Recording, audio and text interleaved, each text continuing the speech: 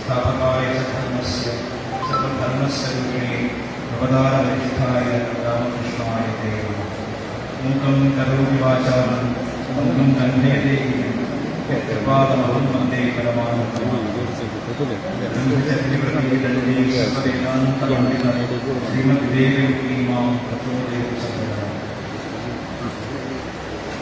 शंकरं शंकराचार्यं केशवं बादरायणं सूत्रभाष्यकृतौ वन्दे ഭഗവന്തോ. നമസ്കാരം. ഇത് ഒരു രാഷ്ട്രീയ യോഗമാണ്. എനിക്ക് പരിചിതമല്ലാത്ത ഒരു മേഖലയാണ്. മാത്രമല്ല വളരെയധികം തെരഞ്ഞെടുപ്പിൽ ചൂട് പിടിച്ചിരിക്കുന്ന ഒരു സമയത്താണ്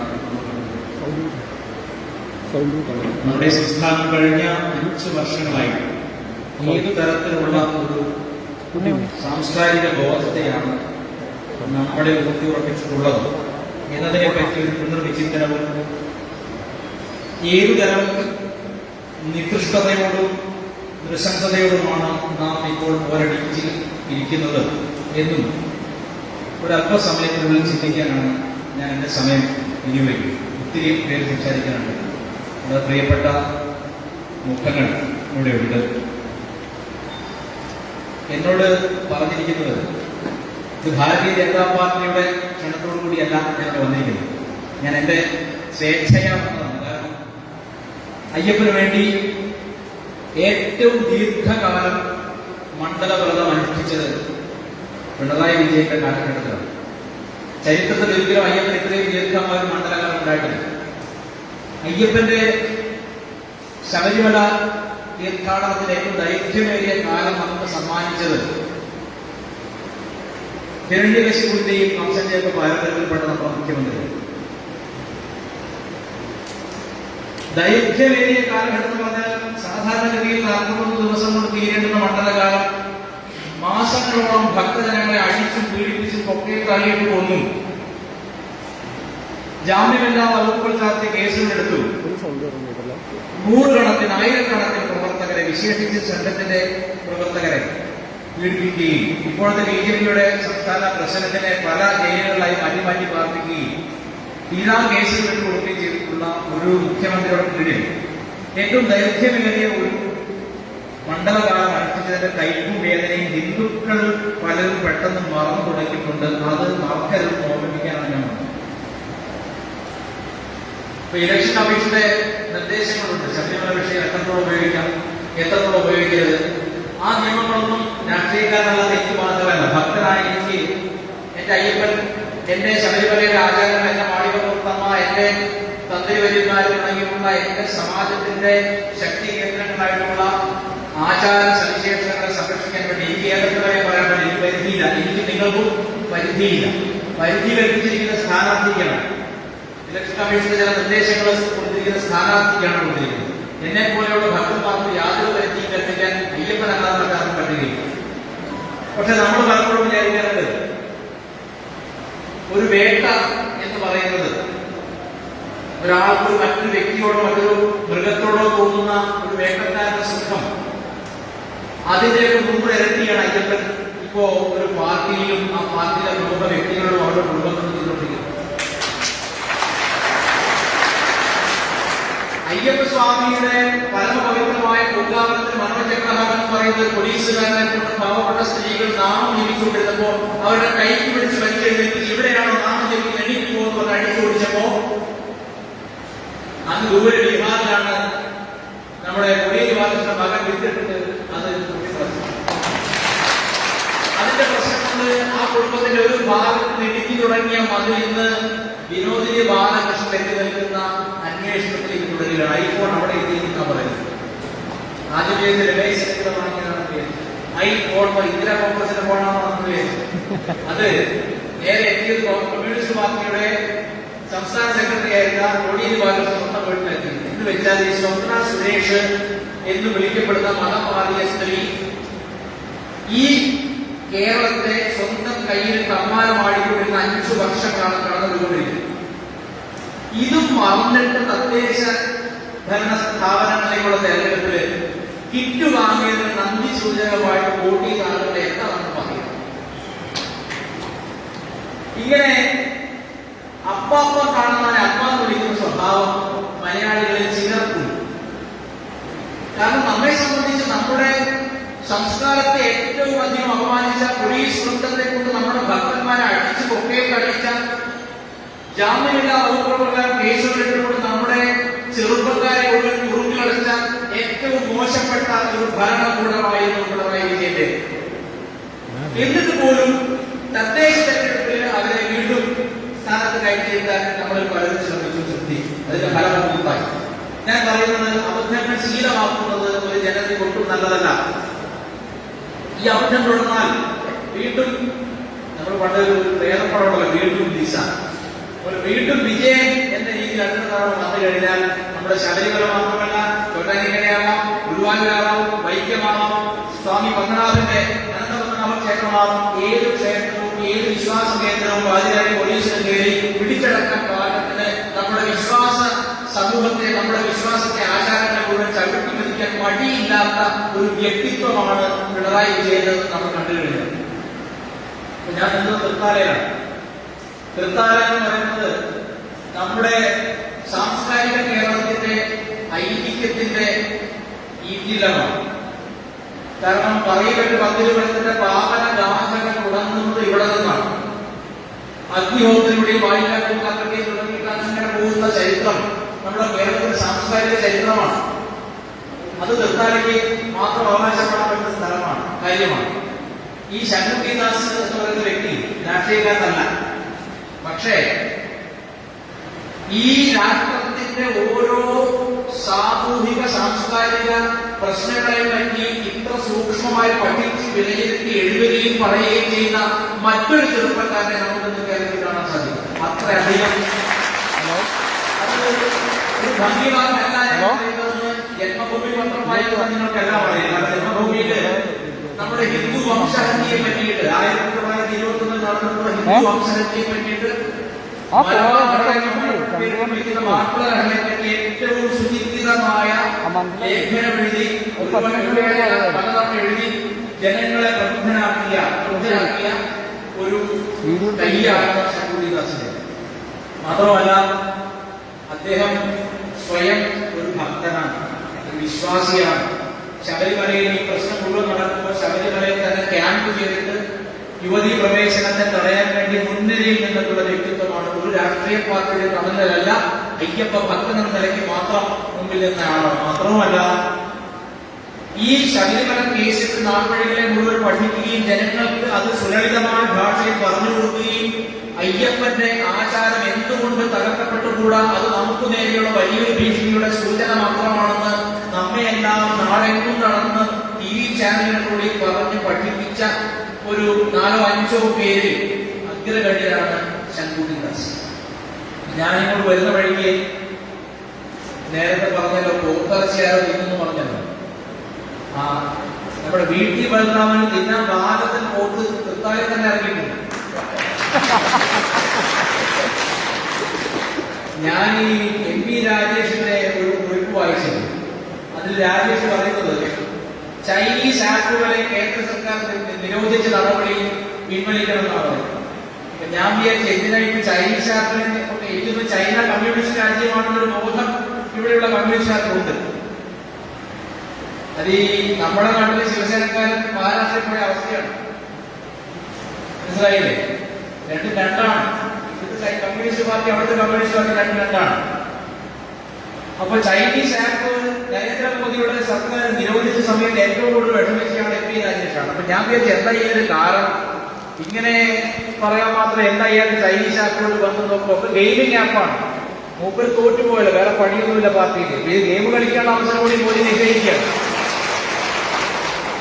അതായത് യാതൊരു തരത്തിലുള്ള സാമൂഹികമായ ഉത്തരവാദിത്വം ഇല്ലെന്ന് മാത്രമല്ല, പിൻവാതിൽ നിയമനം എന്ന ഒരു കലാരൂപത്തെ സൃഷ്ടിച്ചെടുത്ത കമ്മ്യൂണിസ്റ്റ് പാർട്ടിക്ക് സ്വന്തം ഭാര്യയുടെ നിയമനം വരെ എഴുതി കൊടുത്തിട്ടുള്ള ഒരു എതിരാളിയാണ് ശങ്കുവിന്റെ മുന്നിൽ നിൽക്കുന്നത്. ഇത് മറന്നുകൊണ്ട് നിങ്ങൾ ഇനിയും അരിവാളിന് കൈപ്പറ്റിക്ക് വോട്ട് ചെയ്താൽ ഈ തൃത്താലയിലെ ജനങ്ങൾക്ക് വലിയ നഷ്ടമായിരിക്കും. കാരണം നമ്മുടെ ആദ്യത്തെ നിയമസഭയുടെ വന്നപ്പോൾ 57 നിയമസഭയിലെ നിയമജ്ഞനായ VR കൃഷ്ണയ്യർ ഉണ്ടായിരുന്നു. ഞാൻ പലപ്പോഴും ചിന്തിക്കാറുണ്ട്, നമുക്കൊക്കെ പല നിയമപരമായ സംശയങ്ങൾ പല ദിക്കിൽ, ഇപ്പോ ഏതെങ്കിലും ഒരു വിഷയം സംസാരിക്കാൻ പോകുമ്പോഴാണെങ്കിലും അല്ല ഇനി മറ്റൊരു കേസിന്റെ കാര്യത്തിലാണെങ്കിലും റെഡി റെക്കണർ എന്ന് പറയും ഇംഗ്ലീഷിൽ. അതായത് നമുക്ക് വിളിച്ച് ഏത് പാതിരാത്രിക്ക് വിളിച്ചു ചോദിച്ചാലും റെഫറൻസ് ഇല്ലാതെ നിയമത്തിന്റെ ഏത് നൂലാമാലയെ പറ്റി ഇത്രയും അറിവുള്ള ഒരു ശങ്കുട്ടി ദാസിനെ പോലൊരു വ്യക്തിയെ ഞാൻ ജീവിതത്തിൽ കണ്ടിട്ടില്ല. ഇത് വെറുതെ നമ്മുടെ മുഹമ്മദ് റിയാസ് വക്കീലായെന്ന് വരികയല്ല, മനസ്സിലായില്ലേ? ഇപ്പൊ കേരളത്തിൽ രാഷ്ട്രീയക്കാരിൽ ഏറ്റവും കൂടുതൽ വക്കീലന്മാരാണ്. അവരൊക്കെ വക്കീലന്മാരായത് എവിടെ നിന്നാണ്? ലക്ഷ്മി നാരായണ കോളേജിൽ നിന്ന് എങ്ങനെയാണ് അവരൊക്കെ വക്കീലന്മാരെ പുറത്തേക്ക് വരുന്നതൊക്കെ കേരളം കണ്ടതാണ്. എന്നാൽ നിയമത്തെ പറ്റി ഇത്രയും ആഴത്തിൽ പഠിക്കുകയും നിയമ സംവിധാനത്തെ ഇത്രയധികം സ്നേഹത്തോടെ പഠിക്കുകയും ചെയ്ത മറ്റൊരു ചെറുപ്പക്കാരനെ നമ്മുടെ നാട്ടിൽ കാണിച്ചു തരാൻ സാധിക്കും. എന്തുകൊണ്ട് ശങ്കുട്ടി ദാസ് ജയിക്കണം എന്ന് ചോദിച്ചാൽ എന്നെ സംബന്ധിച്ച് അയ്യപ്പ ഭക്തന്റെ വിജയമാണ് ശങ്കുവിന്റെ വിജയം. ഞാൻ പറയും, ഒരു അയ്യപ്പ ഭക്തന്റെ വിജയമാണ്. വിശേഷിച്ച് രാഷ്ട്രീയ പ്രവർത്തനമൊന്നും മുമ്പില്ലായിരുന്നെങ്കിലും രാഷ്ട്ര സ്നേഹം കൊണ്ടും അത് BJP-യുടെ മാത്രം ഒരു സവിശേഷതയായിട്ട് പറയാം. ഭാരതീയ ജനതാ പാർട്ടിയുടെ ഏറ്റവും വലിയ സവിശേഷതയാണ്.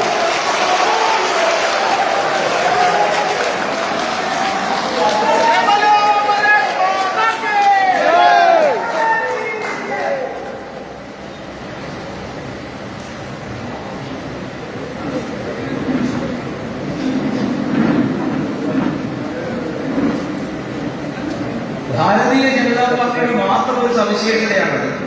എന്നാൽ സമൂഹത്തിൽ കഴിവുള്ള, അറിവുള്ള, കേൾപ്പുള്ള ചെറുപ്പക്കാരെ തെരഞ്ഞെടുത്ത് രാഷ്ട്രീയ പരിചയമോ വിവാദ നിയമനോ ഇല്ലാത്ത രീതിയിൽ ചെറുപ്പക്കാരെ മുന്നോട്ട് കൊണ്ടുവരാൻ ഭാരതീയ ജനതാ പാർട്ടി കാണിക്കുന്ന ഈ ഒരു നല്ല മനസ്സിനെ അംഗീകരിച്ചിട്ടുണ്ട്. അതിന് ഏറ്റവും വലിയ തെളിവ് 2 പേരാണ് എന്റെ മനസ്സിലുള്ളത്.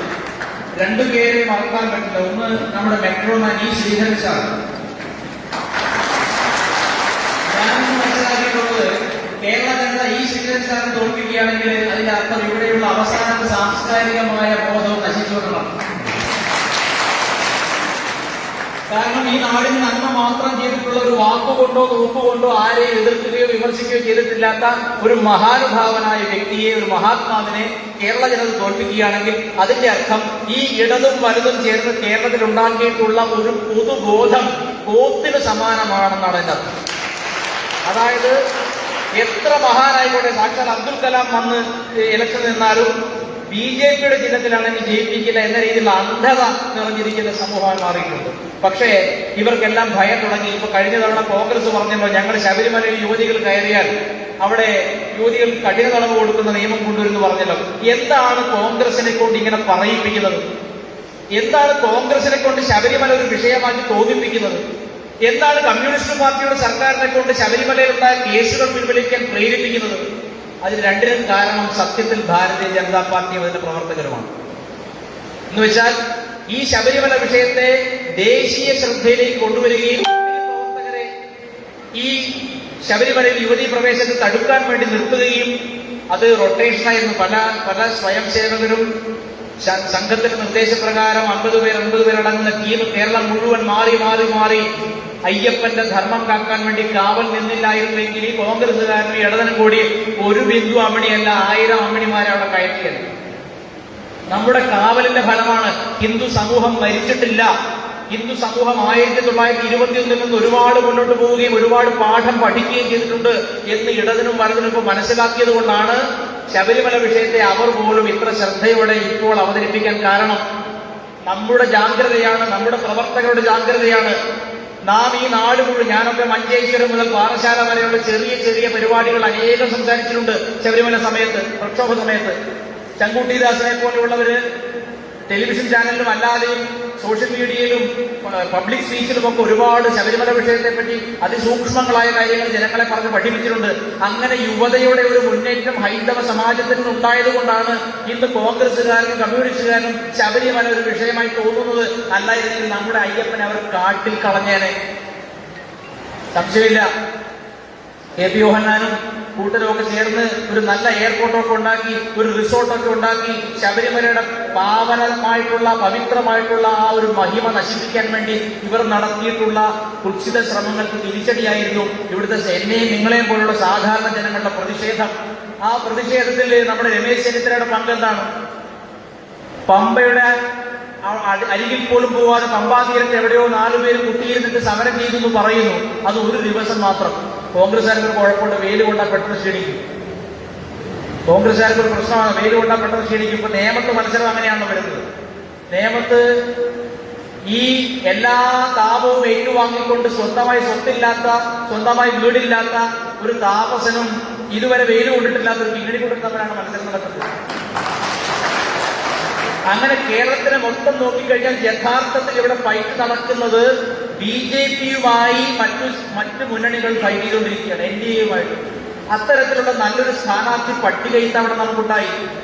ഈ ശ്രീധരനെ പോലെ, ശങ്കുട്ടിദാസിനെ പോലെ നിയമം അറിയാവുന്ന, രാഷ്ട്രത്തെ സ്നേഹിക്കുന്ന ആളുകളുടെ ഒരു വലിയ നിര. കഴക്കൂട്ടത്ത് ഇന്ന് ഞാൻ വായിച്ചതാണ്, കഴക്കൂട്ടത്ത് കടകംപള്ളി സുരേന്ദ്രന്റെ വിജയത്തിനായിക്കൊണ്ട് ബിന്ദു അമ്മിണി പ്രചാരണത്തിന് ഇറങ്ങുന്ന പറഞ്ഞത്. ഈ BJPക്കാർ പോസ്റ്ററുകൾ ഒട്ടിക്കണ്ട, ഈ BJPക്കാർ കഴക്കൂട്ടത്ത് പോസ്റ്ററുകൾ ഒട്ടിക്കണ്ട, വിജയിച്ചോളൂ, അവിടെ ശോഭാ സുരേന്ദ്രൻ ജയിച്ചോളും. കാരണം ഇറങ്ങുന്ന എവളാണ്? ബിന്ദു അമ്മിണിയാണ്. ഇപ്പോ നമുക്ക് മനസ്സിലായിട്ടുള്ളത് ഹിന്ദുക്കളുടെ ബൗദ്ധിക നിലവാരം വളരെ വർദ്ധിച്ചു.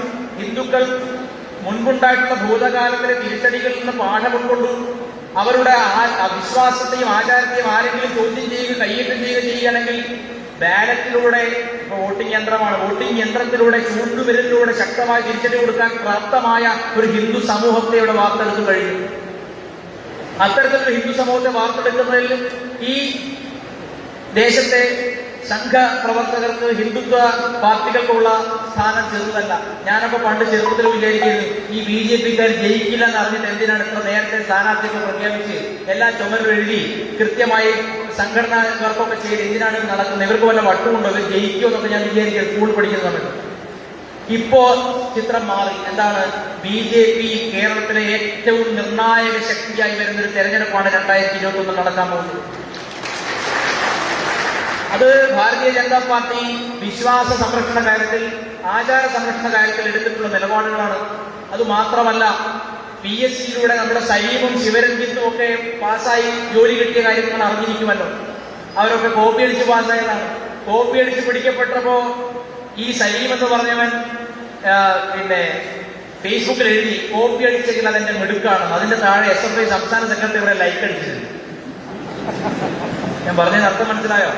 തെമ്മാടിത്തരം ചെയ്യുക, കണ്ണില്ലാത്ത ക്രൂരത ചെയ്യുക, എന്തു വൃത്തികേട് ചെയ്യുക, ഏനാഭി സ്വന്തക്കാരെ ജോലിയിൽ കയറ്റുക, ഇങ്ങനെ എന്തു വൃത്തികേട് ചെയ്താലും കേരളത്തിലെ ഒരു വിഭാഗം കഴുതകൾ വോട്ട് ചെയ്യുമെന്ന ധൈര്യമല്ലേ ഇടതുപക്ഷത്തിന്റെ ആകെ മൂലധനം.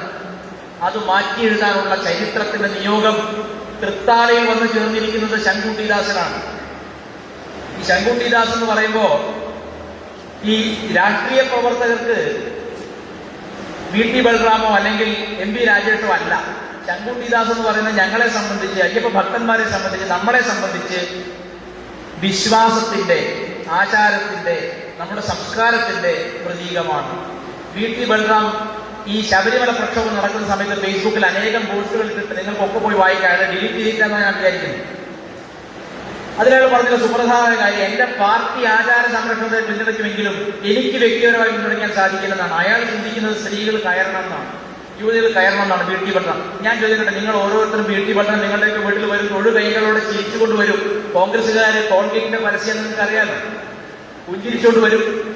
അപ്പൊ ചോദിക്കണം, അല്ല സഹോദര, നിങ്ങൾ ഈ ശബരിമലയിൽ സ്ത്രീകൾ കയറണം എന്നാണോ നിങ്ങളുടെ നിലപാട്, കയറരുതെന്നാണ് നിലപാടും? ഈ ഒരൊറ്റ ചോദ്യം നിങ്ങൾ ചോദിക്കാൻ തയ്യാറാവണം. ഇനി കയറണം എന്നാണ് അയാൾ പറയുന്നെങ്കിൽ വോട്ട് ചെയ്യണോ വേണ്ടെന്നുള്ളത് നിങ്ങളുടെ തീരുമാനമാണ്. ഞാൻ പറയാൻ കാരണം, VT ബൽറാം ഇത്രയും കാലം ഇവിടെ ചെയ്തുകൊണ്ടിരുന്നത്, അയാളുടെ ഓരോ വാക്കുകളും ഹിന്ദു സമാജത്തിന് മൊത്തത്തിൽ ക്ഷതമേൽപ്പിക്കുന്നവയായിരുന്നു എന്ന് അയാളുടെ പൂർവ്വകാലത്തെ ഓരോ വാക്കും സാക്ഷിയാണ്. VT ബൽറാം ഒരു പക്ഷേ ഏതെങ്കിലും ഒരു BJP നേതാവായിരുന്നു ഇവിടെ തൃത്താലയിൽ നിന്നിരുന്നെങ്കിൽ ഒരു പക്ഷേ ഇത്രത്തോളം തലവേദന ഉണ്ടാവുമായിരുന്നില്ല. ഇവിടെ നിൽക്കുന്നത് ശബരിമലയിലെ അയ്യപ്പന്റെ പോരാളിയാണെന്നുള്ളത് VT ബൽറാമിനെ അധികം വേദനിപ്പിക്കുന്ന കാര്യമാണ്. അതുകൊണ്ടാണ് ഞാൻ പറയുന്നത്, ഓരോ വീടും നമ്മൾ കയറിയിറങ്ങണം. ഒരു വീട്ടിൽ 3 തവണ നമ്മൾ കയറിയിറങ്ങണം, പല സ്കോഡ് തിരിഞ്ഞ് കയറിയിറങ്ങണം. എന്നിട്ട് പറയണം, ശബരിമലയിൽ അയ്യപ്പനെതിരെ പരസ്യമായി പ്രസ്താവന നടത്തുന്ന 2 പ്രസ്ഥാനങ്ങളുടെ ആളുകളാണ് ശങ്കുട്ടിദാസിനെതിരെ നിൽക്കുന്നത്. അവിടെ ചെയ്യുന്ന ഓരോ വോട്ടും അയ്യപ്പൻ നിന്ദയായി തീരും.